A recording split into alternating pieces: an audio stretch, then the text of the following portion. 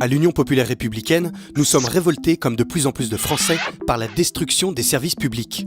Notre volonté première est de retrouver notre indépendance pour permettre au peuple de bénéficier de son patrimoine commun et notamment des services publics à la française. C'est pourquoi François Asselineau propose dans son programme présidentiel la renationalisation des grandes infrastructures nationales et l'interdiction de privatiser celles qui sont encore sous le contrôle de l'État. Depuis de trop nombreuses années, sous prétexte d'une mondialisation libérale que les pseudo-experts prétendent inévitable, l'Union européenne et les dirigeants français complices privatisent progressivement nos services publics ou les mettent en concurrence avec des entreprises privées. Cette politique correspond à la vision américaine du monde, mais elle heurte la vision française du rôle de l'État, hérité de plus de 7 siècles de notre histoire. C'est en effet au milieu du XIIIe siècle que le roi Louis IX créa les ancêtres de nos services publics, notamment en rendant lui-même la justice sous son chêne, afin de s'assurer que le plus pauvre des requérants serait traité à égalité de droit face à son seigneur féodal. Ou encore en construisant et en finançant sur le trésor public en 1260 l'hospice des 15-20 pour soigner gratuitement les non-voyants et les malades. Cette apparition d'un État assurant la justice et l'égalité sociale correspondait tellement à ce que souhaitaient les Français qu'ils demandèrent et obtinrent la canonisation de Louis IX après sa mort, qui devint Saint Louis en 1296. La volonté des Français d'avoir un État juste et régulateur qui assure l'égalité de tous devant la maladie, l'éducation, la justice, les impôts ou l'organisation territoriale ne date donc pas d'hier. Cela fait plus de 750 ans que les Français le souhaitent. En 1946, au lendemain de la guerre, suivant le programme du Conseil national de la résistance, un vaste plan de nationalisation est entrepris.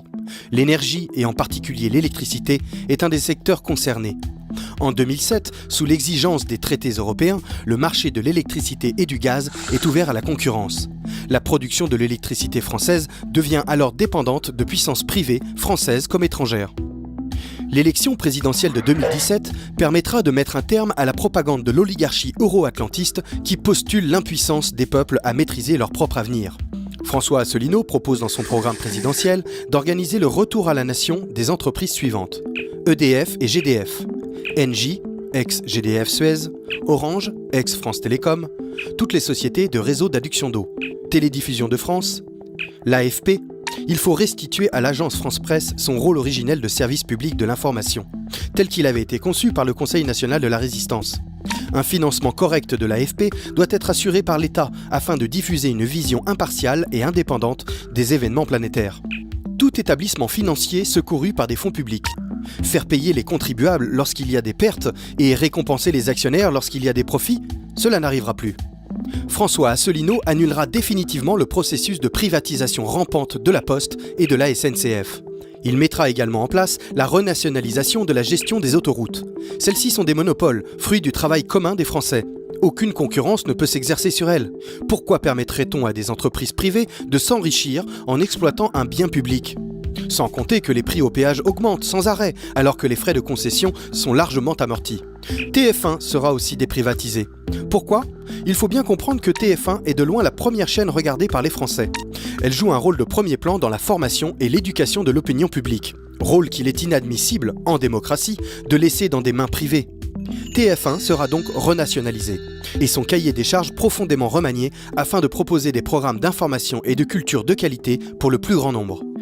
Et pour éviter que les gouvernements suivants vendent à nouveau le patrimoine national à des intérêts privés, François Asselineau propose d'inscrire dans la Constitution la liste des services publics non privatisables par nature. Par exemple, interdire la privatisation des services publics stratégiques existants actuellement dans le domaine de la santé et de l'éducation, ainsi que poser le principe constitutionnel de la propriété publique de la Poste, des producteurs et fournisseurs de gaz et d'électricité, de la SNCF, des autoroutes, des services d'adduction d'eau et des 2 premières chaînes de télévision nationale. Ces propositions permettent au peuple français de reprendre le contrôle des biens communs de la nation, de redonner du pouvoir d'achat à tous grâce aux tarifs réglementés ou à la gratuité des services publics. Il s'agit de protéger et développer le patrimoine commun afin qu'il bénéficie à l'ensemble des Français et soit géré dans une totale transparence. Retrouvez nos analyses, nos propositions, adhérez ou faites un don sur upr.fr. Retrouvez-nous aussi sur Facebook pour partager des idées et participer au direct. Twitter pour suivre les réactions de François Asselineau au jour le jour. YouTube pour ne rater aucune de nos vidéos. Pour nous aider à rétablir la démocratie, poussez-nous, abonnez-vous, partagez.